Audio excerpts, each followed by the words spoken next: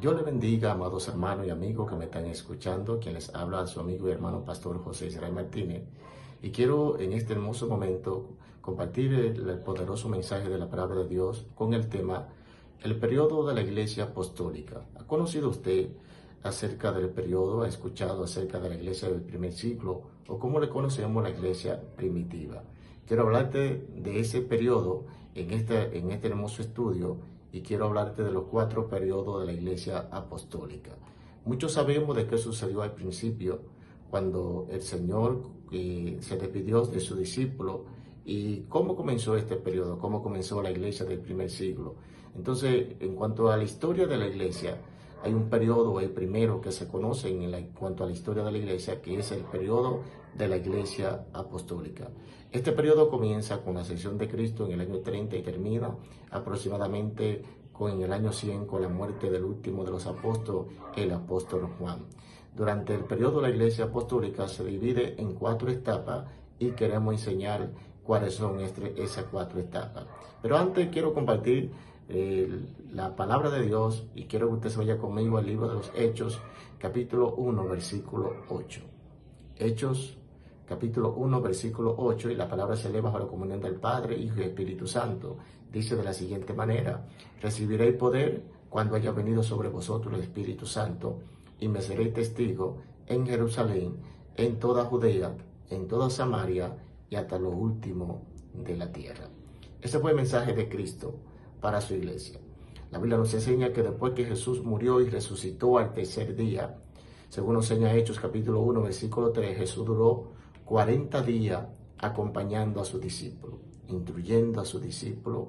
Después de su muerte y resurrección, le acompañó durante 40 días, según Hechos capítulo, según nos dice Lucas, escribiendo este libro de los Hechos.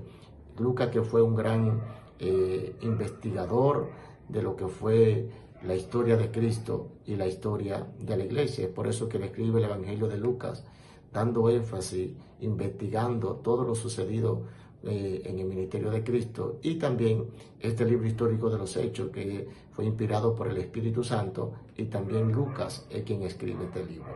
Lucas dice en Hechos 1:3 que Jesús se le apareció durante 40 días. Cumplidos esos 40 días, Jesús le da esta advertencia, le dice a los discípulos: recibiré poder cuando haya venido sobre vosotros el Espíritu Santo. Lo manda que se encierren en el aposento alto y que no salieran hasta que no recibieran la promesa del Espíritu Santo de Dios. Los discípulos conocían el plan de salvación, tuvieron mucho tiempo con Cristo, pero necesitaban ser llenos del Espíritu Santo de Dios. Entonces le dijo que se fueran al aposento. Le dice esta palabra antes de irse: recibiré el poder, recibiré el Espíritu de Dios y me serán testigos. Iban a predicar la palabra primero en Jerusalén, que es su tierra donde ellos estaban, luego Judea, Samaria y hasta lo último de la tierra. La Biblia dice que en el libro, en el versículo 9, Hechos 1:9, que Jesús comenzó a ascender al cielo, y mientras ascendía al cielo, los discípulos se quedaron mirando de la forma que su maestro se despedía de ellos y ascendía al cielo. Y mientras ellos están mirando, dice la Biblia que una nube le ocultó de los ojos de todos los que estaban ahí, mirando de la forma que Jesús subía. Y dice la Biblia que vinieron 2 varones con vestidura blanca y le dijeron: varones Galileos, ¿por qué estáis mirando al cielo? ¿No sabéis que este Jesús, de la forma que ustedes lo están viendo subir, así mismo regresará por cada uno de ustedes? Ahora los discípulos obedecieron al mandato que le había dado Jesús, y dice la Biblia que se fueron al aposento alto, el cual duraron 10 días en aquel lugar. Desde ese momento comienza el periodo de la iglesia apostólica. ¿Cuándo comienza? Desde el momento que Cristo ascendió al cielo. Y el primer periodo se le conoce como el periodo de la iglesia Pentecostés. Este periodo, según la historia de la iglesia, comenzó con la ascensión de Cristo alrededor del año 30 y terminó aproximadamente en el año 35 con la muerte de Esteban, que fue apedreado, uno de los que fue cogido como diácono.